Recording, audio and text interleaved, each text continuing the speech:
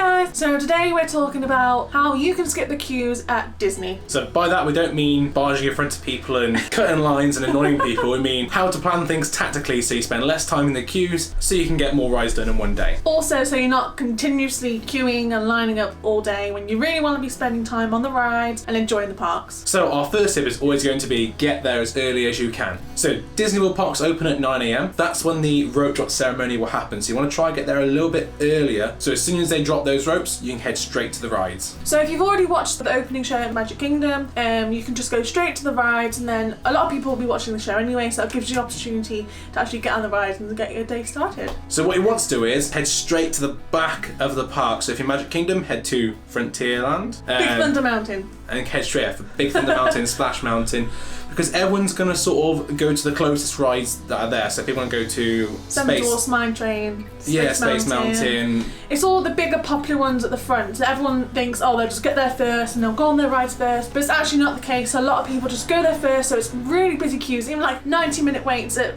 first thing in the morning. So what we did is our first day at Magic Kingdom, we watched the show and we headed straight to the back of the park to Frontierland, and we got on to Big Thunder Mountain. Was no queue, no waiting. It was just so easy. We just got on and literally just walked on to So that's a really good tip. So get there early and go straight to the back of the park and work your way forward. For certain days, if you're staying on Disney property, Disney will have what's called extra magic hours, which means they'll open the park up at 8 AM rather than 9 AM. Which means if you're staying on property, if you get there at 8 AM, people that aren't staying on property aren't allowed in. So you got like a whole hour to yourselves, so you can do all the bigger ones first thing if you really want to do. Okay, so the second tip is to make use of your FastPasses. So with Disney, you get 3 FastPasses per day, and you can book these using your mobile phone app on the computer, or you can actually book them at the park as well. The app is called My Disney Experience, so a lot of you might already know that when booking your holidays, but you can actually use these in the parks and book your FastPasses while you're actually in the parks as well. What we suggest do is to book your fast passes the earliest you can. So if you're staying on property, you can book your fast passes 60 days prior to that day. If you're staying off property, it's 30 days. So just be aware of that. If you are off property and you're booking at the 30-day mark, some fast passes would have already gone because people are staying on property have already booked them. It is so crucial to book your fast passes. Even if you've booked a 2-week holiday and you know you're not going to go to one of the Disney parks on that day, book it anyway. Book them in the morning. Even if you aren't going that day, it's just in case, because we found that we went somewhere one day and then we went back to one of the Disney parks and we didn't have any fast passes, so we were gutted. So that's a good... So even on days when you're not in the parks, book fast passes anyway. Yeah, definitely. The main thing you want to do with your fast passes, you want to try and book 3 fast passes in the morning. Before 12. Before 12 if possible, yeah. And these 3 fast passes need to ideally be some of the bigger attractions. We say this because once you've used your 3 fast passes up for the day, you can then book more. After you've used your 3, you have the option to book 1 more fast pass. After you've used that fast pass, you can book another one, and you can just keep going until you run out of fast passes or the park's closed. So it gives you a big advantage. You don't have to worry about queuing for the rest of the day, so you can spend more of your time on the rides and exploring the parks, which is actually what you want to do and what you paid for going. So this means it doesn't matter how busy the parks are, if you book your 3 fast passes for the ride you want to go on, or the attractions, you've done them already, and then you can do more fast passes after you've done those 3. And if you do them in the morning, you've got the whole of the rest of the day to book more fast passes. Doesn't even matter if it's a crazy busy day, if you've gone on fast pass for every attraction, doesn't matter. But when we say use your 3 fast passes in the morning, we don't mean as soon as you get there, go straight to your fast pass.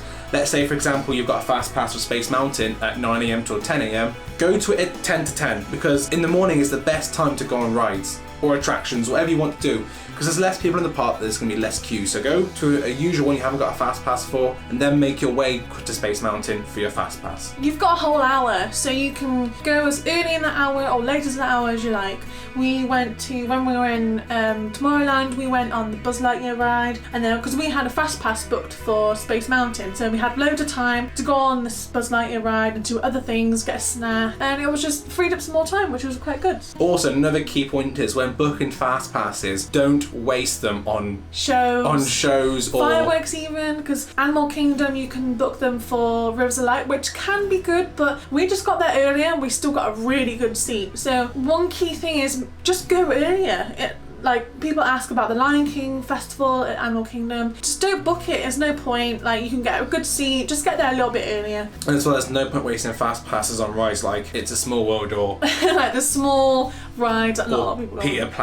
Peter Pan's Flight, because you'll waste one of your fast passes on a ride which is 2 seconds long. and a bit boring. Yeah. So, it depends what sort of party with. If you're a party of children, you want them to go on Peter Yeah. Pan's Flight, it makes sense you want to book your fast passes because they might not enjoy waiting in the queue for an hour. Yeah, so use more maybe bigger rides that a lot of people are going to go to.